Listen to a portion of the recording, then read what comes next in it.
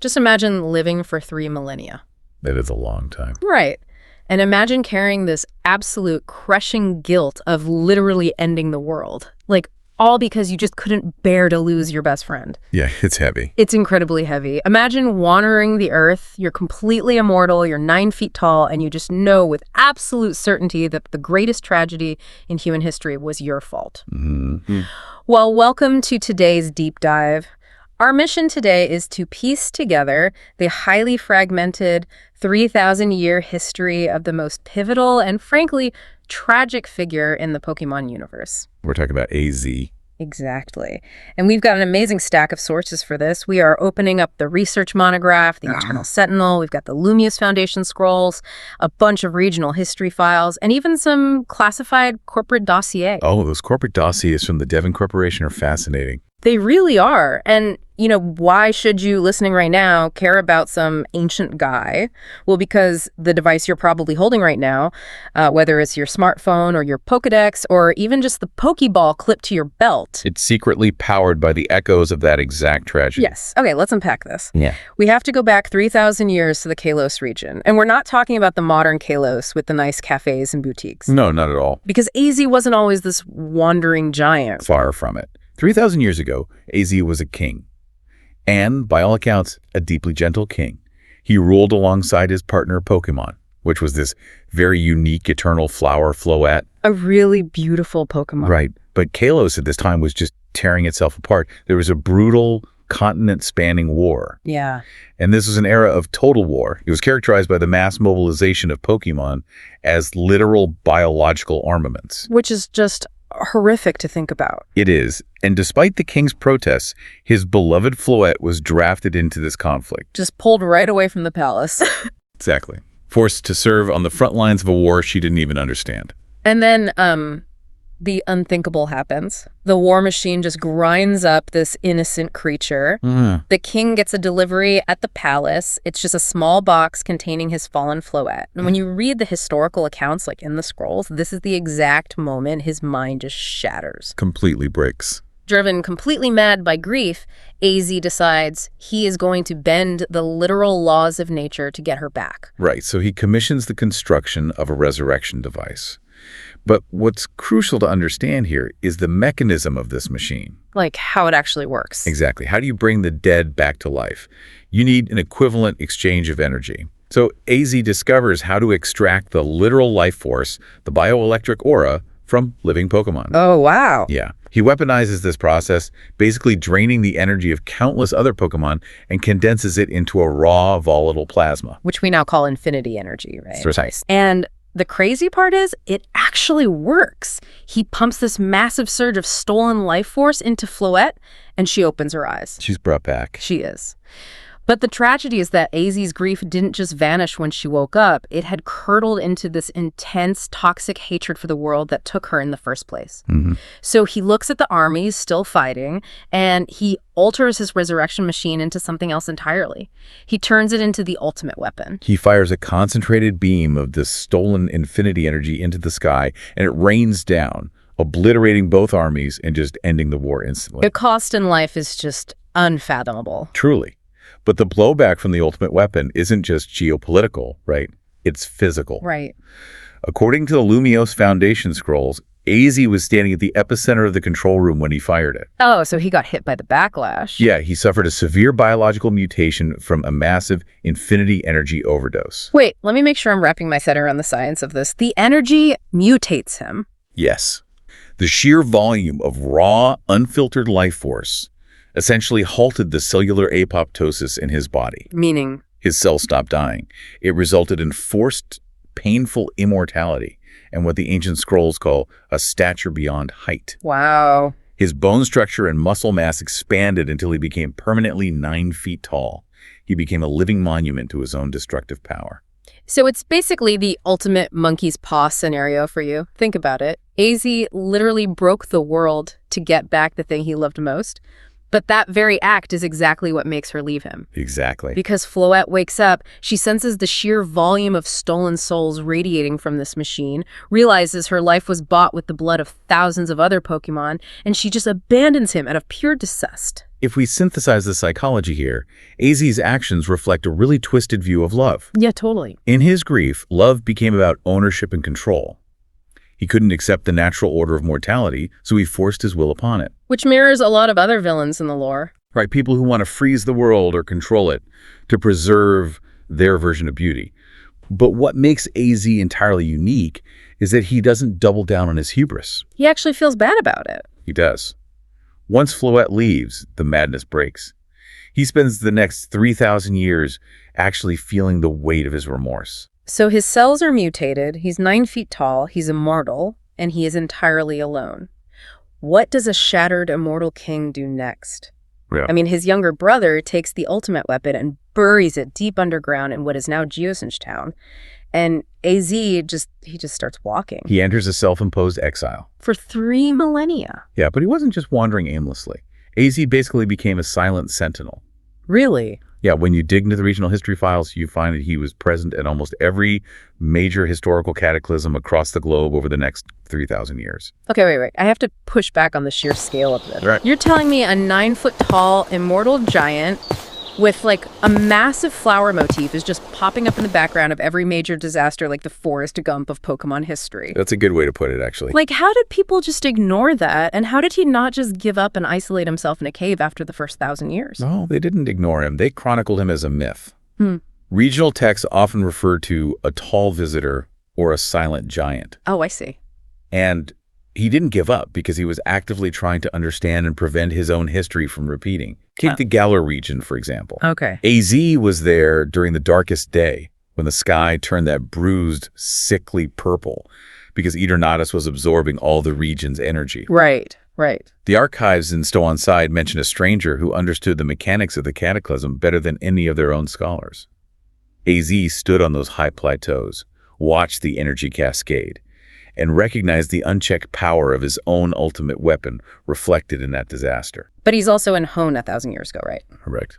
1,000 years ago, he visited Sootopolis City in Hoenn.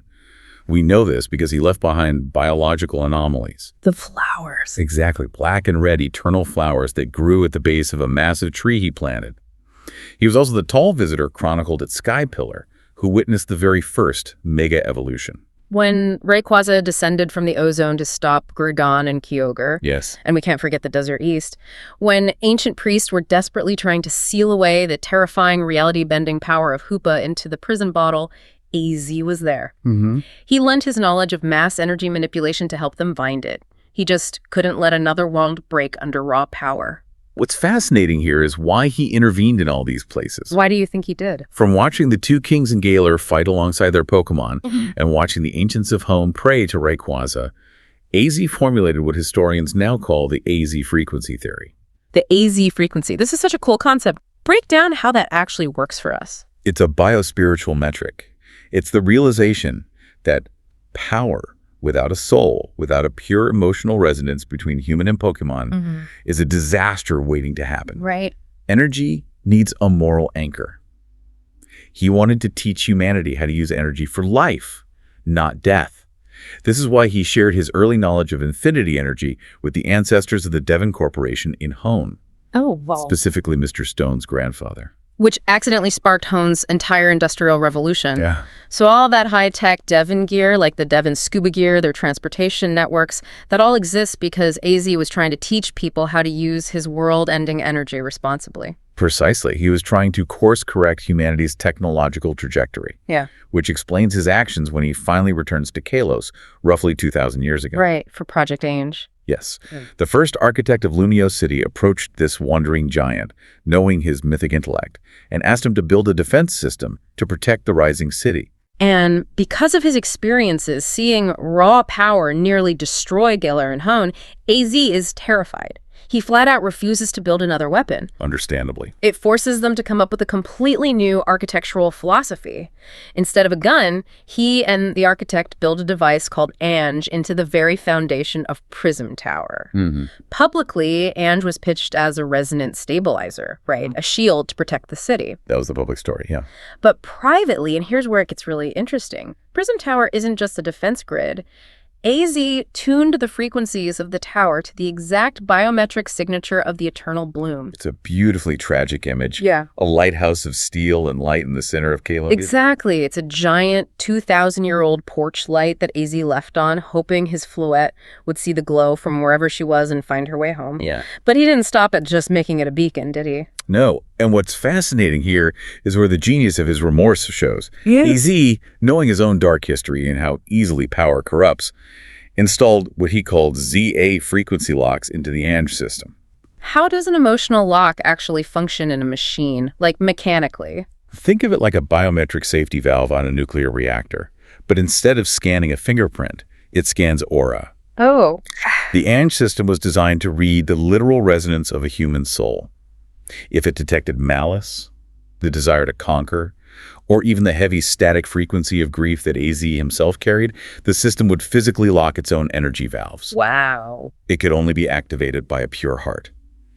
AZ intentionally sabotaged his own ultimate defense system. To protect people from it. Right. He locked it behind an emotional frequency of grief and hope, ensuring it could never be weaponized. He proved he had learned from his past. He learned, but the past still caught up to him. I mean, Ange sat completely dormant for 2 millennia. Fast forward to the 2013 Kalos crisis. Ah, yes. The buried ultimate weapon from 3,000 years ago is finally unearthed by Team Flare. And their leader, Lysandra, happens to be a direct descendant of AZ's younger brother. Lysandra manages to capture AZ. And when you read the internal dossiers from the Lumiose Urban Redevelopment Project, they are chilling. Yeah, they really are. AZ wasn't treated as a human being or even a respected ancestor. He was held deep in the secret labs as a literal biometric key. Which makes sense mechanically, right? If you're holding a device today that runs on infinity energy, you're tapping into the very tech Lysandra tried to abuse. But why did they need AZ specifically? Because AZ's cells were permanently saturated with ancient infinity energy from the original blast. From 3,000 years ago. Yes. His body acted like a massive living capacitor. He was the only one with the raw energetic signature required to activate the machine. They locked a 9-foot-tall immortal wanderer in a cell to use him as a living battery for the very machine he spent 3,000 years regretting. That is incredibly dark. But then, a young trainer named Serena storms the labs. She stops the weapon, dismantles Team Flare, and saves the region. And after it's all over, during the massive victory parade in Lumiose City, AZ approaches her. And out of nowhere, he challenges this kid to a Pokémon battle. Why? Because he needed to know what a heart full of life felt like in the modern age. He had been a battery for death for so long. Oh, that makes sense. During the battle, AZ witnesses Serena's pure, uncorrupted bond with her Pokémon. He loses the match, but experiencing that joy, that sheer, vibrant connection, does something physical to him. Right. It purges his internal destruction resonance. The heavy, stagnant energy he carried for 3,000 years is finally replaced with a life frequency. I have to point out the incredible irony here. Lysandra, AZ's own descendant, wanted to fire the weapon to freeze the world in a state of static beauty. Yeah. But AZ learned, simply through battling Serena, that true beauty isn't frozen. True beauty is living, changing, and messy. This raises an important question, though. What happens when a 3,000-year-old emotional lock finally opens? The porch light. Yes. Because AZ finally felt the joy of a battle again, the frequency locks in his own heart, the ones keeping him anchored in despair, broke. His aura definitively shifted from a destroyer to a partner. And Fluette senses it. The 2,000-year-old porch light finally worked. As the citizens of Lumiose watch, the eternal flower Fluette descends from the sky and returns to him. It's a beautiful moment. His 3,000-year sentence is mitigated, which kicks off the final and honestly the most surprising chapter of his life. We call it the final chronicle, the Lumiose redemption. With his soul healed and his aura no longer anchored by grief, the dense infinity energy in AZ's cells finally stabilizes. It's the immortality. The forced immortality breaks. Apoptosis resumes. His body finally begins to age normally. We move into the 2018 Lumiose reconstruction era. And he doesn't just ride off into the sunset. He doesn't go hide in a cabin. He gets a job. He does. I love this. A 3,000-year-old former god king updates his resume. AZ becomes a senior archive consultant for a company called Quasartico, Inc. It sounds mundane, but his role was critical. Quasartico was trying to safely modernize the ancient Ange device into a zero-cost energy grid for the entire city. Only AZ understood the 2,000-year-old architecture. Yeah, of course. But having lived through the weaponization of his tech before, he remains deeply cautious of corporate ambition. Right, because corporations in the Pokémon world have a terrible track record with ancient energy. So what does he do? He secretly drafts the ZA protocol. It's a digital and ethereal failsafe, designed to shut down the Ange grid if it detects corporate overreach or an attempt to hoard the energy. Smart. He hides this code deep within the city's digital infrastructure. Then, knowing his mortal time is finally growing short, he steps away from the corporate world. He checks into Hotel Z. He basically becomes the wise, grandfatherly sage behind the reception desk. He's just watching the city breathe. And while he's there, he takes a young trainer, known in the archival records only as the hotel guest, under his wing. This becomes so important because Lumiose is suddenly threatened by a phenomenon called rogue mega evolutions. AZ loans this young guest his own ancient Lucario and a mega ring to compete in the ZA Royale to help protect the city. It is a profound passing of the torch, and it happens just in time, because soon after, Quasartico Inc. pushes the Ange grid too hard, bypassing safety protocols. Ultimately. The raw energy cascades, seeking a biological host to stabilize itself. It shatters its containment in Prism Tower and violently fuses with AZ's Floette. It creates this terrifying amalgamation of ancient sorrow and modern tech known as the hyper-rogue Ange Floette. This is the ultimate test for AZ. It really is. His tech is malfunctioning, his beloved Pokémon is trapped at the center of a catastrophe, and the city is burning. Everything in his 3,000-year history screams at him to step in, take control, and be the all-powerful king again. But he doesn't. He stays on the rooftop of Hotel Z. He trusts the hotel guest. And they do. The guest battles the hyper-rogue entity, breaks the energy cascade, and safely separates Floette from the machine. Thank goodness. And right after that, knowing his Pokémon is safe, knowing the city is in good hands, AZ passes away from natural causes. I just marvel at this final act. It's complete relinquishment of control. Yeah. By passing his Lucario to the guest and asking for the ZA Royale to continue not as a defense force, but just as a bond-building exercise between trainers and Pokémon, he finally trusts humanity with the future. He doesn't need to control the world anymore. His true victory wasn't building the ultimate weapon or surviving 3,000 years or even engineering the Prism Tower. It was finally finding fellowship and trust at the end of a very long road. Yeah. Definitely. If you visit the Dormesbian Cemetery today, his gravestone epitaph reads, "Here lies AZ, who mastered both creation and destruction, a man of beginnings and endings." So what does this all mean for you? When you look at AZ's journey, if you strip away the 9-foot stature and the ancient magic, it's really the ultimate human experience of holding on to grief. When we experience profound loss, our first instinct is to build walls. We build psychological fortresses, or, in AZ's case, an ultimate weapon, to control the pain and protect ourselves from ever hurting like that again. Right. AZ's story is a reminder that while our darkest moments can make us want to lock ourselves away and control everything around us, true healing only comes when we step out of our fortresses, engage with the messiness of the world, and trust others again. And I'll leave you with one last thread to pull.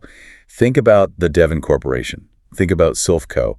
Their entire industrial empires, their energy grids, trace back to the infinity energy knowledge AZ shared while he was wandering in his grief. Wow. Doesn't that mean every single Pokemon journey you take today, every piece of high-tech gear you rely on, every time you heal your team at a Pokemon Center, is quietly powered by the echoes of a 3,000-year-old apology? Something to think about next time you throw a Pokeball.